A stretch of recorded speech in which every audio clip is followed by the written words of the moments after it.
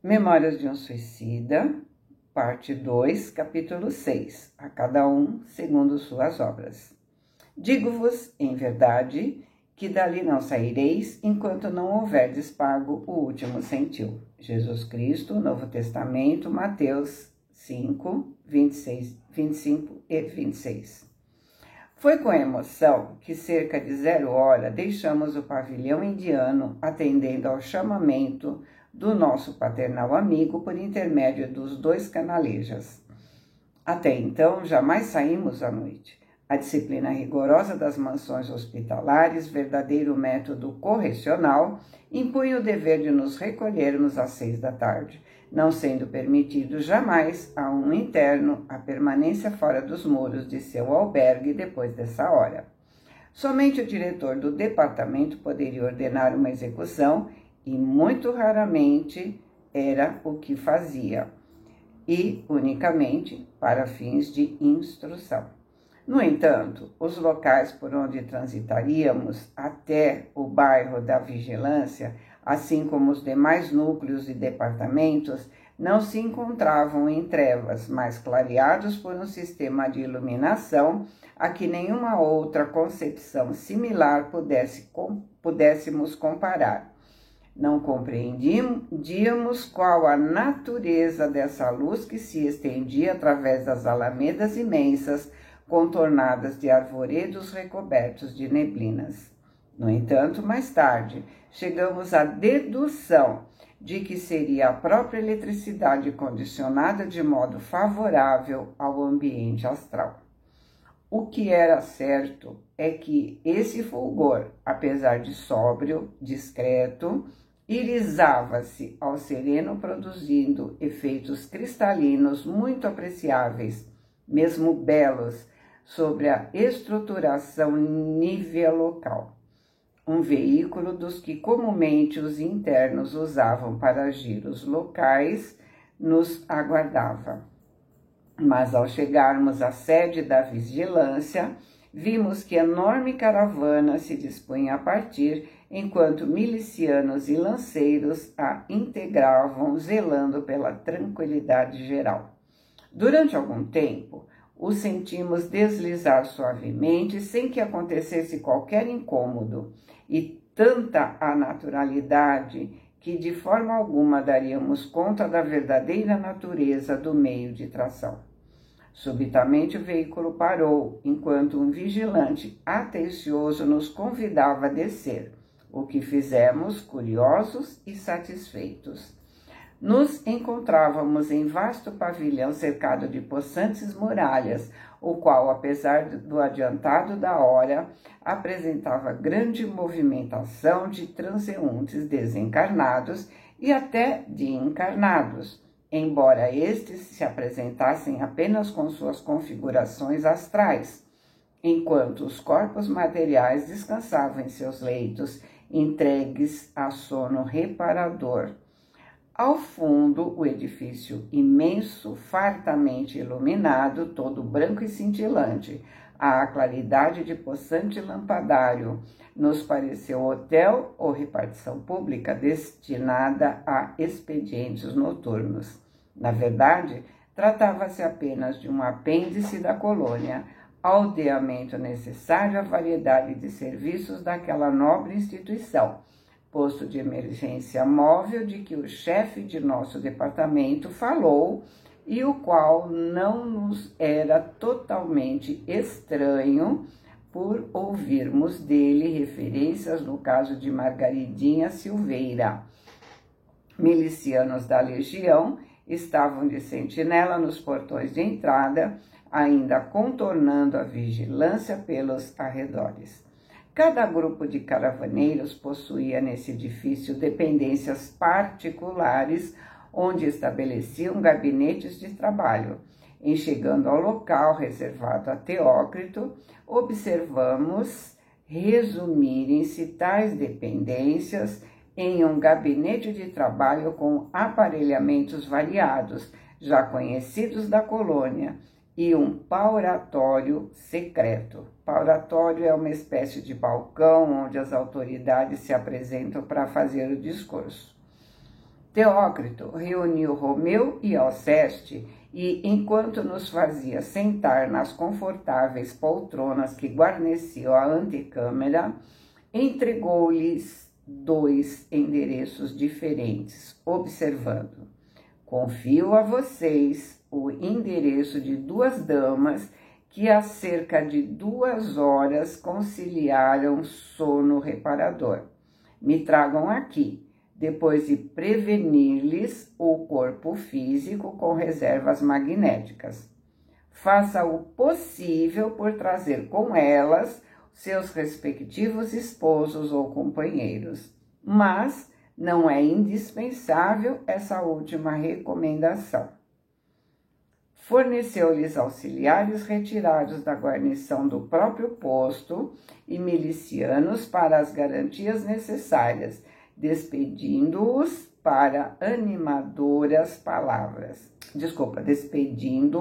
com animadoras palavras. Em seguida, voltou-se para nós e, sentando-se ao nosso lado, iniciou conosco animada conversa.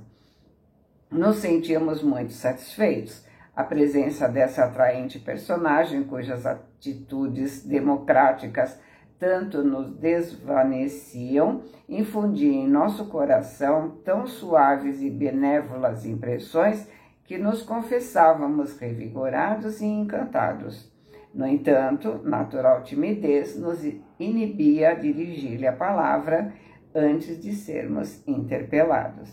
Porém, ele, lendo nossos pensamentos, as ânsias que flutuavam, não se fez esperar, vindo ao nosso encontro com esclarecimentos utilíssimos. Bondoso e sorridente, ele disse: bem sei a interrogação que desde hoje à tarde excita a sua curiosidade, louvável curiosidade, no caso vertente, porque vejo irradiar de suas cogitações o desejo nobre de aprender.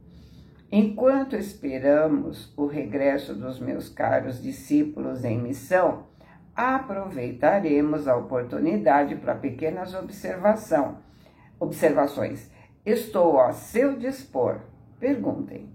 Como sempre foi Mário que se atreveu, pois, como sabemos, agitava-se todas as vezes que ouvia referências à terra e aos renascimentos em seus cenários. Caro mestre, poderíamos saber o que seus discípulos foram fazer à terra? Sim, meu amigo. Nem eu aqui os traria senão para proporcionar algumas observações em torno dos nossos trabalhos de pesquisas. Romeu e Alceste foram à ilha de São Miguel e a um lugarejo no Nordeste brasileiro, locais onde a penúria do infortúnio atinge proporções inconcebíveis aos felizes habitantes dos centros civilizados, à procura de 2 irmãs nossas, cujos nomes estão registrados em nossos arquivos como grandes delinquentes do passado, as quais, no momento, procuram erguer-se moralmente através de experiências de severos testemunhos de arrependimento, resignação, humildade, paciência. Meus discípulos atrairão seus espíritos para aqui, uma vez que seus corpos materiais estão mergulhados em sono profundo e reparador, graças ao adiantado da hora. Aqui entraremos em entendimento sobre a possibilidade de se tornarem mães de 2 pobres internos do manicômio, cujo único recurso a tentar, no momento, a fim de se aliviarem, será a reencarnação em círculo familiar obscuro e sofredor, pois só aí conseguirão se libertar das deprimentes sombras de que se contaminaram. Pelo que vimos observando, esses infelizes renascerão em condições muito embaraçosas, interveio Belarmino impressionado. Realmente, irmão Belarmino, continuou, encontram-se em situação tão desfavorável que antes das mesmas experiências que deverão repetir, uma vez que a elas se furtaram com o suicídio consciente e perfeitamente irresponsável, só poderão animar envoltório carnal enfermiço, meio deturpado, onde se sentirão tolhidos e insatisfeitos através da existência toda. Assim, de posse de tal corpo, com o qual se afinaram pelas ações que praticaram, cumprirão o tempo que lhes restava de permanência na terra interrompida, antes do tempo justo pelo suicídio. Dessa forma, se aliviarão dos embaraços vibratórios que criaram e obterão capacidade e serenidade para repetir a experiência em que fracassaram. Mas isso implicará uma segunda etapa terrena, ou seja, nova reencarnação, como será fácil perceber. Temos já consultado várias damas em outras localidades análogas que se prestariam de boa mente à caridade de aceitarem filhos doentes, por amor ao bem e respeito aos sublimes preceitos da fraternidade universal. Porém, infelizmente, nenhuma delas possuía princípios morais bastante elevados a fim de aquecer em serviço à causa divina com abnegação, voluntariamente. A volta ao mundo das expiações daqueles sofredores em vista disso, sofria demoras quando urgia proporcionar-lhes alívio por esse meio supremo.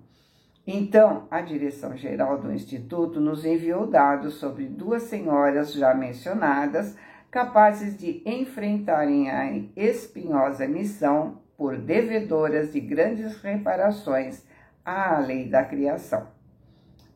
Suponhamos, irmão Teócrito, que se recusem. Sugeri fiel ao azedo pessimismo que ainda não me deixou. Não será possível, meu caro Camilo, uma vez que se trata de duas almas bastante arrependidas de um mal passado e que atualmente humildes, ignoradas, só desejam a reabilitação pelo sacrifício e a abnegação. Estou incumbido de convencê-las a aceitarem de boa mente a melindrosa e heróica tarefa.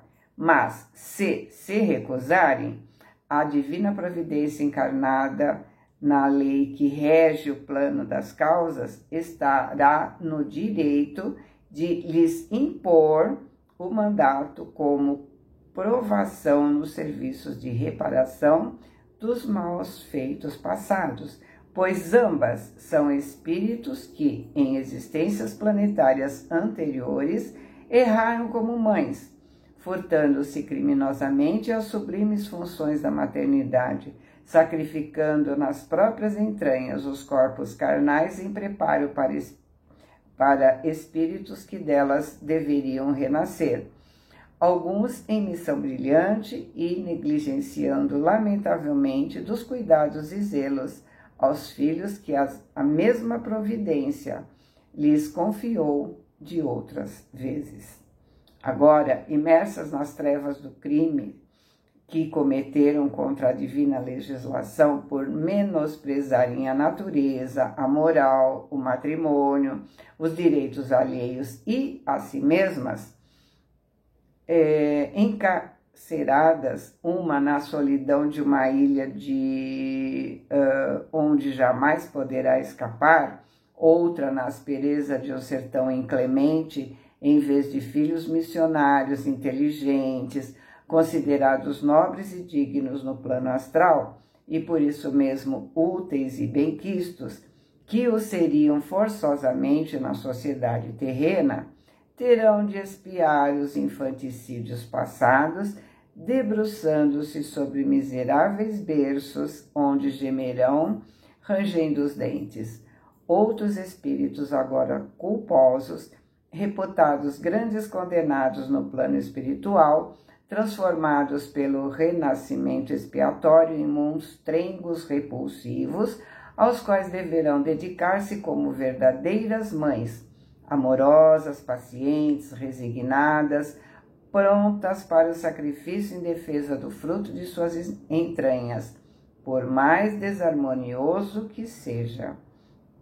Após penoso silêncio, em que todos nós, raciocinando angustiosamente, nos perdíamos em conjecturas confusas, Belarmino acertou, justificando o antigo renome de professor de dialética. Diga, irmão Teócrito, a lei nos obriga a reencarnarmos entre estranhos? Como filhos de pais cujos espíritos nos sejam completamente desconhecidos? Pensamos que semelhante corretivo será sumamente doloroso.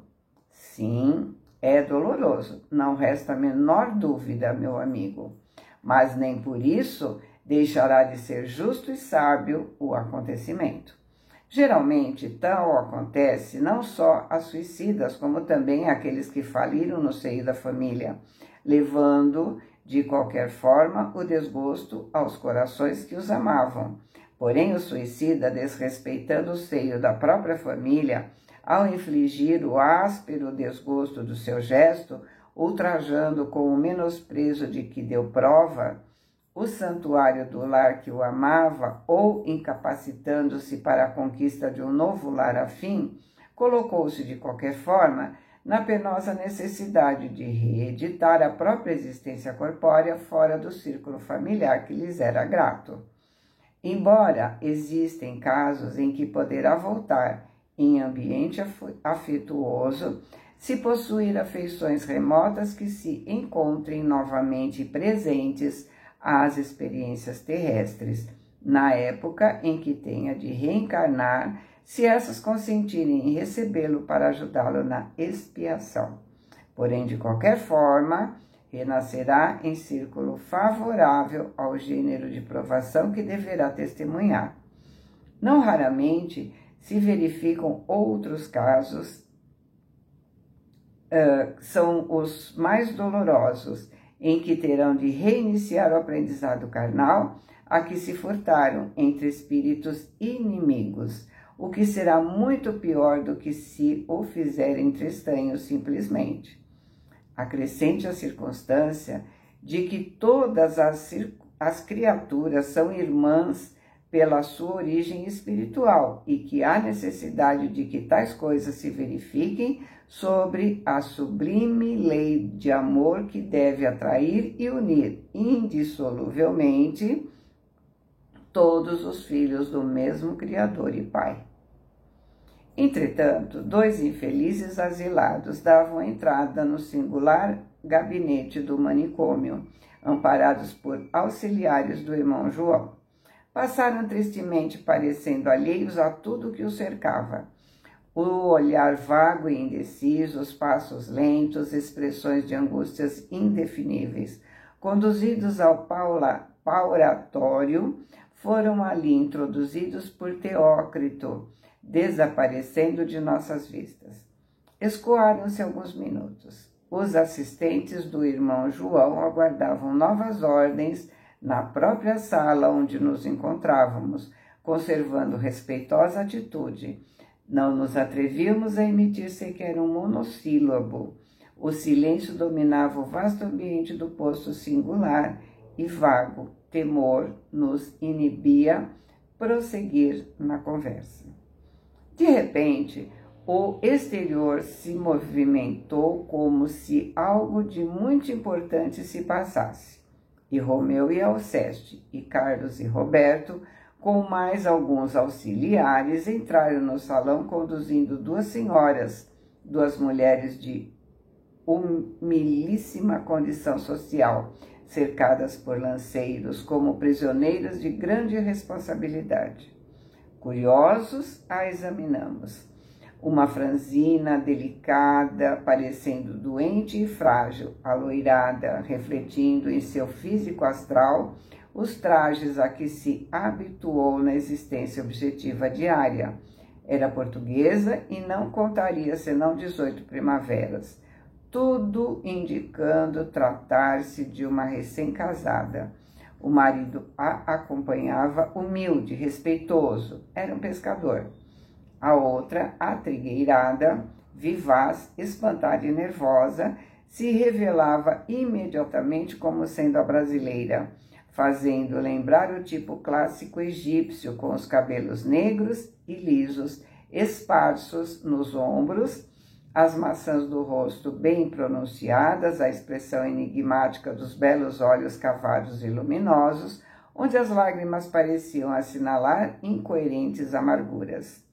Encontrava-se só. Não era casada. O engano de um sedutor a abandonou à mercê dos acontecimentos oriundos de um amor infeliz, mal conduzido e profano pela traição masculina. Numa sociedade que não perdoa a mulher, ou se deixar enganar pelo homem em que depositou confiança. Soubemos-lo mais tarde penalizados.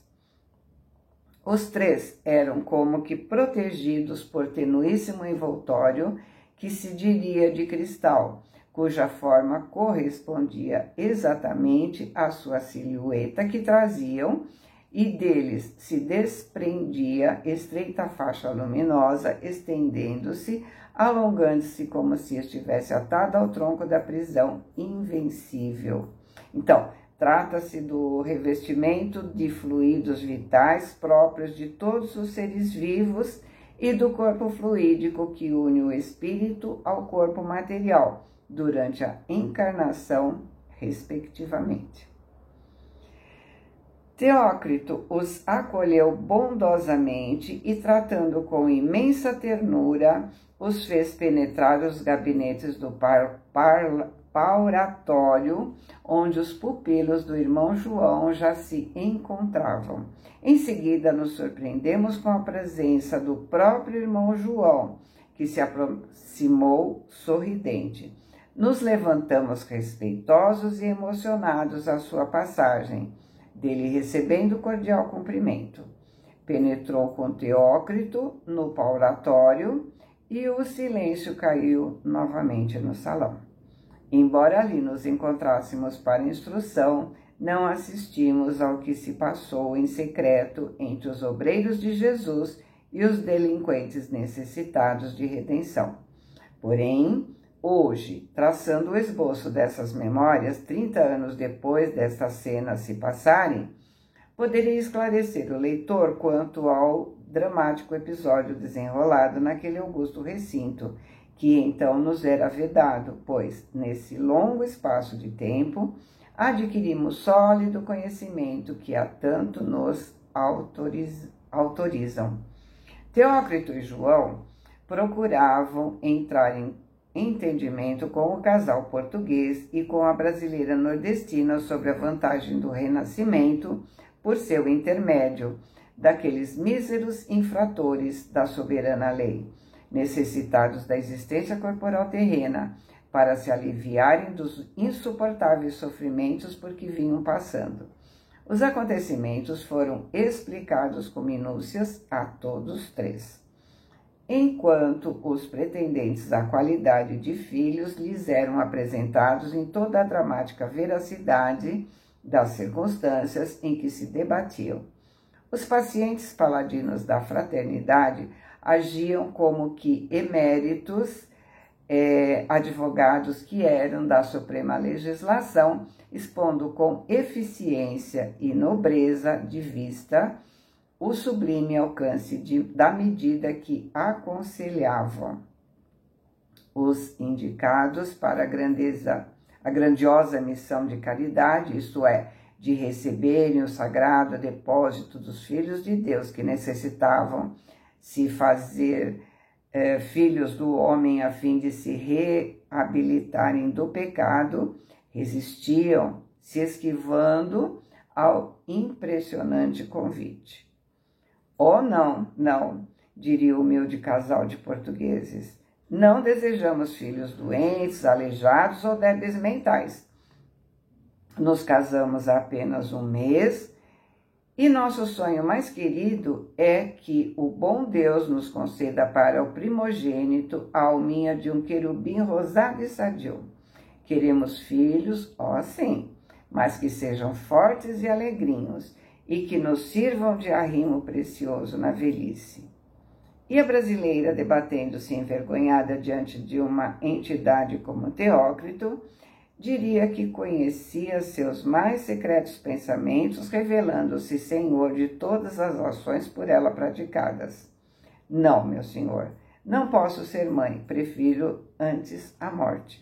Como arrastarei tal vergonha diante dos meus pais, de meus vizinhos, de minhas caras amigas?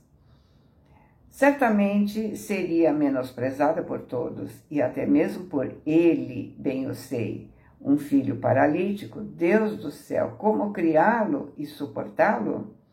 Porém, Teócrito intervinha, seguido por irmão João, lógico e grave, digno defensor da causa redentora, cujo chefe expirou nos braços de uma cruz, mostrando aos homens o roteiro sublime da abnegação. Se você errou como mulher, negligenciando quanto ao dispositivo sexto da lei suprema, que impõe à donzela o respeitoso dever da castidade até o advento sacrossanto do matrimônio, forçosamente precisará da reabilitação pela abnegação do sacrifício, observando com fidelidade outros dispositivos da mesma lei, capazes, pela grandeza de expressão, de cobrir a infração do primeiro. A oportunidade aí está, naturalmente vindo dos seus próprios atos, se necessariamente será mãe, visto que a maternidade é uma função natural da mulher fecundada para o divino serviço da reprodução da espécie humana, que aceite para animar a argila que se reproduzirá de você um pobre espírito delinquente, como você, e também necessitado de reabilitação, ajudando-o a se erguer do precipício onde se arremessou, a sua própria redenção acontecerá. E afirmo, minha filha, em nome do divino Messias, que cumprindo seus deveres de mãe, enquanto os homens a cobrirem de desonra e humilhações, castigando pelo seu erro, o céu a reanimará a fim de que resista a todas as lutas e vença a provação, glorificando-se espiritualmente pelo heroísmo que testemunhar como mãe de um miserável enfermo, de um pobre suicida do passado, carente de alguém caridoso bastante para amá-lo e protegê-lo, apesar de sua desgraça, e que, servindo aos misteriosos desígnios do Senhor, por ele vele, conduzindo-os nas expiações da nova permanência na carne. Debruçada sobre o berço pobre e humilhado de seu filho menosprezado por todos, mas não por você, nem pela divina providência, sorrindo com amor ao pequenino paralítico que a buscará com os olhos tristes e cheios de confiança, reconhecendo sua voz entre mil e aquietando-se aos seus murmúrios afetuosos, terá encontrado, minha filha, a linfa generosa que lavará a mácula desonrosa de que você se contaminou. Entretanto, os interlocutores não cediam, mas Teócrito e João continuavam a exposição das vantagens de tal desprendimento, dos méritos que conquistariam perante a lei suprema, da assistência celestial de que se tornariam credores, da palma honrosa que receberiam futuramente, da legião patrocinada por Maria como prêmio supremo ao gesto de caridade para com aqueles seus pobres tutelados. Enquanto se verificavam tais tentativas, estes, presenciando a grave confabulação, entrevendo dificultosamente o que se passava, sentiam-se singularmente atraídos para as duas senhoras, afinando-se com o tônus vibratório emitido por suas emanações mentais e sentimentais, podendo-se mesmo afirmar que a atração magnética indispensável ao fenômeno de incorporação através do nascimento, desde aquele momento principiou a receber o impulso divino que a deveria consolidar. Porém, porque chorosas e irresignadas, as três personagens humanas não se animassem a estabelecer o acordo definitivo, os dois incansáveis instrutores, requisitando a colaboração de Romeu e Alceste, decidiram-se a uma medida vigorosa, capaz de encaminhá-las de boamente a razoável consentimento. Sob a ação da vontade dos dois abnegados obreiros da fraternidade, as duas mulheres e mais o varão passaram a rever os panoramas das próprias existências passadas, vividas sobre a terra e arquivadas nas camadas incorruptíveis do organismo perispiritual, as ações inconfessáveis praticadas contra a soberana legislação, em prejuízo do próximo e de si mesmos, portanto, os crimes nefastos, cujas consequências exigiam séculos de reparações e reajustamento, por entre as lágrimas de 1000 dores decepcionantes.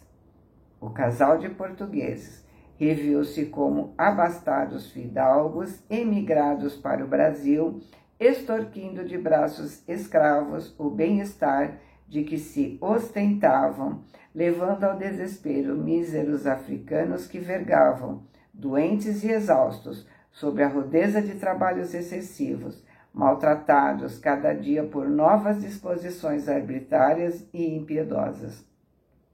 A infeliz nordestina, por sua vez, se reconheceu como dama orgulhosa da própria formosura, que foi em antecedente existência planetária, irreverente e vaidosa, profanando os deveres conjugais com o desrespeito aos juramentos consagrados no altar do matrimônio, recusando-se ao tributo às leis sublimes da natureza que dela exigiam o desempenho da maternidade, recusa que a levou até mesmo ao infanticídio. Desfile sinistro de faltas abomináveis, de erros calamitosos, de ações irreverentes e adversas emergiram do fundo da consciência daqueles infortunados que haviam reencarnado, desejosos dos testemunhos de reabilitação, os quais agora, como acréscimo de misericórdia concedida pelo Todo-Generoso, recebiam o dadivoso convite para ajudarem a própria causa, praticando a excelente ação de se prestarem aos serviços de paternidade terrena a outros delinquentes, como eles, carentes de evolução e progresso moral. E tal foi a intensidade das cenas revividas que gritos lancinantes eram ouvidos do salão onde nos encontrávamos, o que vivamente nos emocionava e surpreendia. Ao fim de algum tempo, o silêncio tornou a dominar. As portas dos gabinetes secretos reabriram, dando passagem a quantos ali se achavam. Tristonha mais resignada, pronta para cumprir sua generosa missão, a portuguesa caminhava ao lado do esposo, que compartilhava de sua conformidade com o inevitável, enquanto a brasileira, desfeita em lágrimas ardentes, se via reconduzida sob a ajuda fraterna do velho Canalejas e de seu inseparável filho Roberto. Eu vou parar por aqui porque não vai caber.